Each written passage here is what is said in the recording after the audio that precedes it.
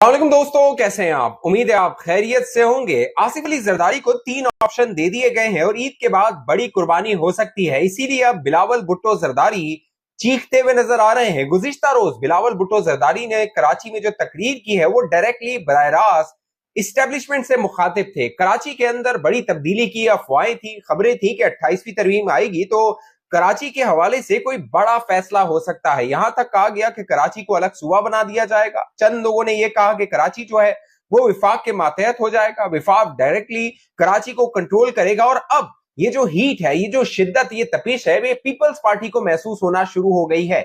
इसीलिए गुज़िश्ता रोज शारे भुट्टो का जो इफ्तिताह किया गया और इस इफ्तिताह के मौके पर बिलावल भुट्टो जरदारी ने जो तकरीर की है वो बराह रास्त इस्टेब्लिशमेंट से मुखातिब थे। वो इस्टेब्लिशमेंट जो कि चाहती है कि जल्द से जल्द 28वीं तरमीम को मंजूर करवा लिया जाए। 10 अहम नुकात है, 10 अहम तरमीम है जो 28वीं तरमीम में शामिल होने वाली है। वो कौन सी 10 तरमीम है वो आगे मैं आप दोस्तों के सामने रखूंगा, लेकिन पहले ये जान लीजिए जो 28वीं तरमीम का शोर है उससे कराची में जो रहने वाले हैं वो खुश हैं, क्योंकि कराची में रहने वाले जितने मेरे दोस्त ये वीडियो देखते हैं, बहुत से उनमें से नीचे कमेंट करके कहते हैं कि कराची को अलग कर देना चाहिए, कराची को सूबा बना देना चाहिए, कराची को विफाक के मातहत कर देना चाहिए। उसकी वजह यह है कि गुज़िश्ता 18 सालों में जो पीपल्स पार्टी ने कराची के साथ किया है, अब शारे भुट्टो का इफ्तिताह करके उन 18 साल के जख्म जो है उन पर मरहम रखने की बिलावल भुट्टो ने कोशिश की है। लेकिन दोस्तों ये मरहम जो है वो कराची वाले इसी तरह बर्दाश्त नहीं करने वाले हैं, क्योंकि लातादाद ऐसे प्रोजेक्ट्स हैं, 18 के करीब प्रोजेक्ट्स मैं आपको गिनवा सकता हूं इन 18 सालों में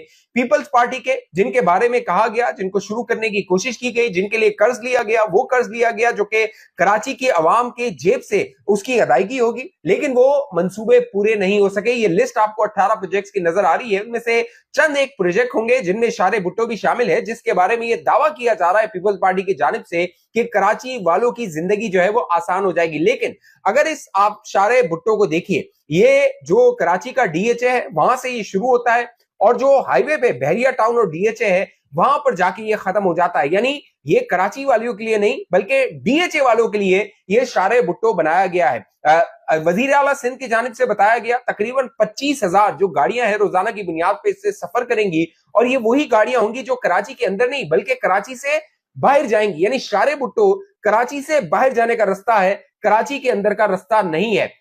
इसको बड़ा गेम चेंजर बना के पेश किया जा रहा है। और अगर इसकी आप लागत देखें, 55 अरब रुपए इस पर लागत आई है, इस पर जो कॉस्ट आई है, और ये 39 किलोमीटर का पूरा शारे भुट्टो जिसका इफ्तिताह किया गया। यानी अगर आप इस 55 अरब रुपए को तकसीम करें तो 1 किलोमीटर पर तकरीबन 1.5 अरब रुपए जो है वो लागत आई है। ये कराची वालों की जेब से अदायगी हुई है, जिसको शारे भुट्टो का नाम दे दिया गया है। बाकायदा बिलावल भुट्टो जरदारी के बारे में कहा गया, जो आप रसीद देखें जिसपे शारे भुट्टो पे टूल टैक्स जो लिया जा रहा है, तकरीबन 200 रुपए का टैक्स लिया जा रहा है, और उस पर जो जुल्फिकार अली भुट्टो हैं उनकी तस्वीर आवेजा की गई है, चस्पा की गई है। मेरा ख्याल है कि इस तस्वीर को तो फिल फॉर हटा देना चाहिए, क्योंकि ये जो रसीद है ये डस्टबिन में जानी है, गार्बेज में जानी है। और बिलावल जो जुल्फिकार अली भुट्टो साहब हैं वो ये डिजर्व नहीं करते कि उनकी जो तस्वीर लगा हुआ टूल टैक्स की जो रसीद है उसको कचरे के डब्बे में, कूड़ेदान में डाल दिया जाए, क्योंकि अल्टीमेटली उसको कूड़ेदान में डाल देना चाहिए। तो मेरी ये तजवीज है बिलावल भुट्टो को कि अपने नाना की जो तौहीन है वो इस तरह ना करें। पहले ही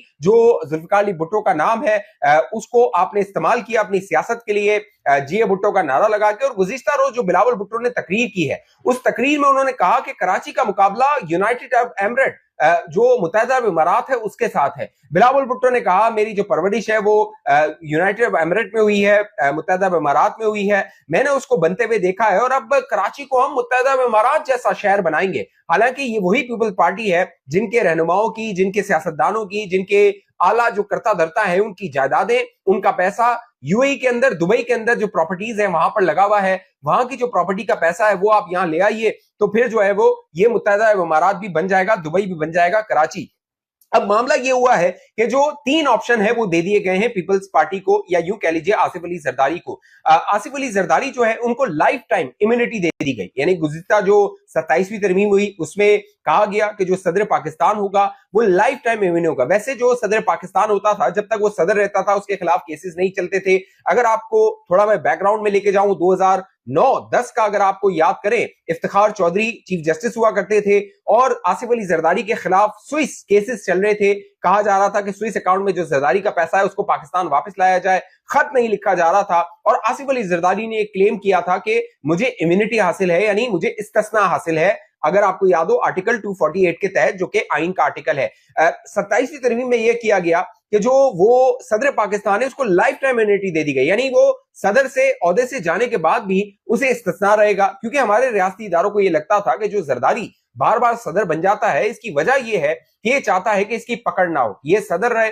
क्योंकि जब ये सदर नहीं था, इमरान खान के दौरे हुकूमत में आसिफ अली जरदारी को गिरफ्तार भी किया गया, मुकदमात भी चले, उस वक्त इसको इम्यूनिटी हासिल नहीं थी। लिहाजा रियासती इदारों को लगा कि जरदारी साहब को ये इम्यूनिटी लाइफ टाइम दे दी जाए, उनकी बचत हो जाए, वो इसीलिए दूसरी बार सदर बन गए हैं। लिहाजा उनको कहा जाएगा अब आप इस्तीफा दे दीजिए, आपको अब इम्यूनिटी है, इस्तिस्ना है। लेकिन और उसके बाद का जो मंसूबा था वो जो सेमी प्रेसिडेंशियल सिस्टम है वो पाकिस्तान में नाफिज करना था। अब जरदारी को 3 ऑप्शन दे दिए गए हैं जिसकी बाज़गश्त हो रही है और ईद के बाद उस पर बड़ा अमल दरामद हो सकता है। 21 मई कहा जा रहा था कि 21 मई को 28वीं तरमीम लाई जाएगी, उसको मंजूर करवा लिया जाएगा। लेकिन जिस तरह पीपल्स पार्टी ने रेजिस्ट किया, पीपल्स पार्टी ने इसमें रखना डाला, रुकावट खड़ी करने की कोशिश की, लिहाजा ये जो मामला है ये ईद के बाद तक लेकर गया है। और इस दौरान जो जरदारी है, आसिफ जरदारी और पीपल्स पार्टी है, वो ब्लैकमेलिंग करेंगे, अपने जो डिमांड्स है उनको मनवाने की कोशिश करेंगे। अब जो 3 ऑप्शन दे दिए गए हैं जरदारी को, 3 ऑप्शन बल्कि जरदारी साहब के पास हैं, वो क्या है? पहला ऑप्शन है कि भाई आप कुर्बानी दे दें, आप कुर्बानी दें, आप जो है वो जो मांगा जा रहा है वो दे दें, जो रियासती इदारे मांग रहे हैं वो दे दें, कराची को विफाक के हवाले करना हो, दीगर जो एनएफसी के मामलात हो वो आप रियासत के साथ अलाइन हो और आप दे दें। दूसरा जो ऑप्शन है वो है चित्रोल, जो कि पीपल्स पार्टी को टीजर दिखाया गया, पिंकी का केस सामने आया, टीजर पीपल्स पार्टी को दिखा दिया गया, नैब ने फाइलें खुलना शुरू कर दी, ये टीजर पीपल्स पार्टी को दिखा दिया गया, मलिक रियाज के खिलाफ कार्रवाई हुई, ये टीजर पीपल्स पार्टी को दिखा दिया गया कि देखिए छतरोल होगी, इस कैसे होगी, इसका टीजर आप देख लीजिए। तो नहीं, दूसरा जो ऑप्शन पीपल्स पार्टी और जरदारी साहब के पास है वो है छतरोल। तीसरा जो ऑप्शन है वो है कुर्बानी और छतरोल दोनों, यानी कुर्बानी भी दे दी जाए और साथ छतरोल भी खाई जाए।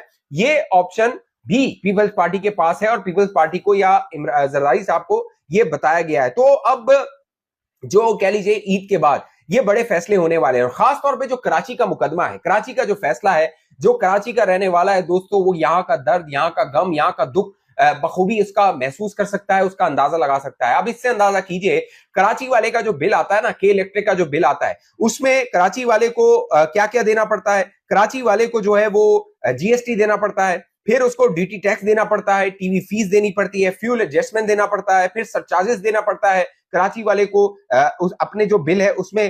फिर कराची वाला जो पेट्रोल डलवाता है अपनी बाइक में, 400 रुपए लीटर वो पेट्रोल डलवाता है, जिसमें 108 रुपए जो पेट्रोलियम लेवी जो टैक्स है विफाक वो उससे ले लेता है। फिर जब वो पेट्रोल डलवा के बाजार से अपना घर का सौदा सलब लेने जाता है कराची वाला, तो वो जो सामान लेता है बाजार से, चाहे वो चीनी ले, मसाले ले, चावल ले, घर का जो सामान है वो ले, खाने पीने का ग्रोसरी जो है, उस पर वो 18% जीएसटी अदा करता है कराची वाला। बल्कि पूरे मुल्क वाले जो दीगर लोग हैं वो भी अदा करते हैं, लेकिन कराची वाले जो है वो उन पर जुल्म की इंतहा मैं आपको बता रहा हूं। फिर जो तनख्वाह वो बैंक से निकालने जाता है, कराची वाला जब अपनी तनख्वाह बैंक से निकालने जाता है तो एटीएम, जो बैंक का एटीएम होता है, वो उसकी वीडियो बना लेता है। वहां पे जब उसको लुटेरे लूटने के लिए आते हैं, लेकिन उस वीडियो को होते हुए भी, उस लूटने की जो वीडियो होती है, कराची वाले को जब लूटा जाता है एटीएम के बाहर, उसकी जो लूटने की फुटेज होती है उससे चोरों को नहीं पकड़ा जाता। लेकिन कराची वाला जब रॉन्ग वे जाता है सड़क पे, तो जो ई चालान के कैमरे हैं, वो जो चालान की रसीद होती है वो उसके घर भिजवा देते हैं कि रॉन्ग वे जाने पे 25,000 और हेलमेट ना पहनने पे जो 5,000 का टैक्स है, ई चालान है, वो आपको जमा करवाना है। अब रॉन्ग वे कराची वाला क्यों जाता है? वो एक तो यहाँ की सड़कें नहीं है, पहली बात। फिर यहाँ पे जो अपना जो फ्यूल कॉस्ट है वो कराची वाला बचाना है, क्योंकि यहाँ पे यू टर्न्स नहीं है। कैली मैंने सड़क आपको बताया, सड़क प्रॉपर नहीं है, सिग्नल्स प्रॉपर नहीं है, लिहाजा कराची वाला ये करता है। लाहौर में आपको नजर नहीं आएगा, लाहौर में कुशादा सड़कें भी हैं, बड़ी सड़कें भी हैं, निजाम भी बड़ा बेहतरीन है, जबरदस्त है, लिहाजा ये मामला है। फिर आप देखिए जो कराची वाला है, वो जो पानी है, बूंद बूंद के लिए कराची वाला पानी के लिए तरसता है, वो टैंकर से अपना पानी डलवाता है और वही जो टैंकर होता है वो कराची वाले को कुचल देता है और उसकी जिंदगी की कोई कदर नहीं होती, उसको इंसाफ नहीं मिलता।